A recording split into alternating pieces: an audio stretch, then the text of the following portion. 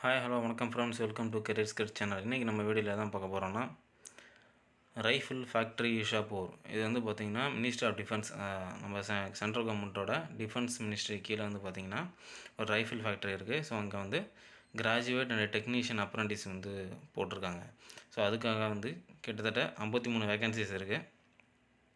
So அதை பற்றி அந்த வீடியோவில் பார்க்க போகிறோம். வாங்க வீடியோக்குள்ளே போகலாம். ஸோ டோட்டலாக வந்து 53 வேகன்சி சொல்லியிருக்காங்க. Mechanical engineering, electrical engineering, electronics, diploma mechanical, diploma electronics engineering, electrical engineering இதெல்லாம் சொல்லியிருக்காங்க. ஸோ இதுக்கு வந்து நேட்ஸ் மூலமாக தான் நம்மளால் வந்து அப்ளை பண்ண முடியும். ஸோ பிரேக்கப் வந்து கம்யூனல் வைஸ் பிரேக்கப் வந்து கொடுத்துருக்காங்க. அது என்னென்னு செக் பண்ணி பார்த்துங்க. நோட்டிஃபிகேஷன் லிங்க் வந்து டிஸ்கிரிப்ஷனில் கொடுக்குறேன். கேண்டிடேட்ஸ் வந்து 3 வருஷம் முன்னாடி, அதாவது 2018, 19, 20 இந்த 3 வருஷத்துக்கு முன்னாடியிலேருந்து பார்த்திங்கன்னா அப்ளை பண்ணுறதுக்கு எலிஜிபிள்னு சொல்லியிருக்காங்க. அதுக்கு முன்னாடி உள்ளவங்க எலிஜிபிள் கிடையாது. ஸோ அந்த அப்ரண்டிஸ் ட்ரைனிங் பார்த்திங்கன்னா கிட்டத்தட்ட உங்களுக்கு 1 இயர் இருக்கும். ஸோ 1 இயர் ட்ரைனிங் தான். இது வந்து பர்மனெண்ட் ஜாப் இல்லைன்னு சொல்லியிருக்காங்க. So qualification BE, BTech and diploma நீங்கள் வந்து முடிச்சிருந்தாலே கரெக்டாக இருக்கும். ஸோ அதுக்கு வந்து ஸ்டைஃபன் எவ்வளோன்னு சொல்லியிருக்காங்க.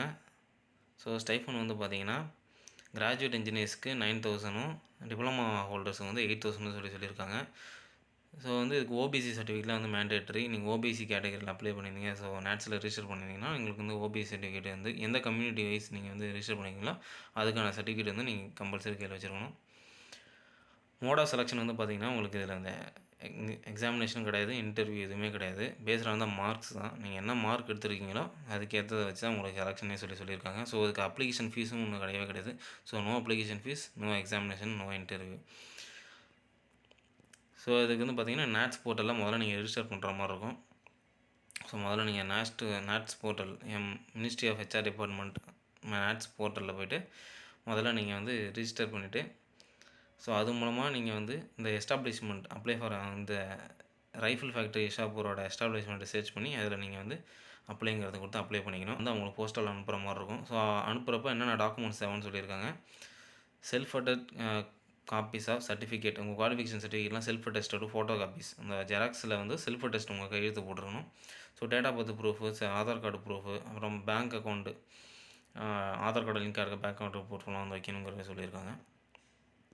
ஸோ ஓபிசி சர்டிஃபிகேட் இருந்தால் OBC non creamy layer certificate வந்து அதை நீங்கள் வந்து அதை வைக்கிற மாதிரி சொல்லியிருக்காங்க.